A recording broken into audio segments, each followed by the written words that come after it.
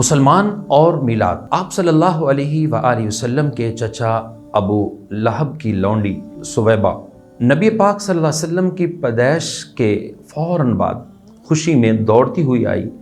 اور ابو لہب کو بھتیجا پیدا ہونے کی خوشخبری دی، تو اس نے اس خوشی میں شہادت کی انگلی کے اشارے سے سویبہ کو آزاد کر دیا،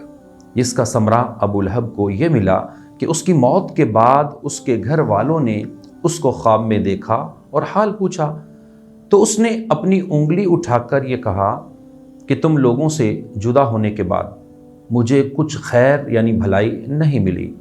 سوائے اس کے کہ سویبہ کو آزاد کرنے کے سبب سے اس انگلی کے ذریعے پانی پلا دیا جاتا ہوں۔ بخاری شریف کے اندر یہ حدیث مبارکہ ہے۔ حضرت سیدنا شیخ عبدالحق محدث دہلوی رحمۃ اللہ تعالی علیہ فرماتے ہیں، اس واقعے میں میلاد شریف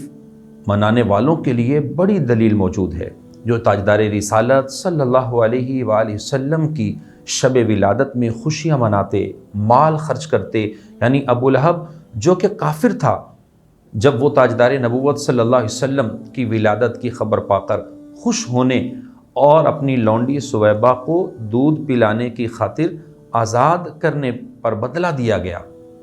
تو مسلمان کا کیا حال ہوگا جو محبت اور خوشی سے بھرا ہوا ہے اور مال خرچ کر رہا ہے۔ مدارج النبوہ میں اس روایت کو، حکایت کو ذکر کیا گیا ہے، اور شب ولادت میں سب مسلمان نہ کیوں کریں جان و مال قرباں، ابو لہب جیسے سخت کافر خوشی میں جب فیض پا رہے ہیں۔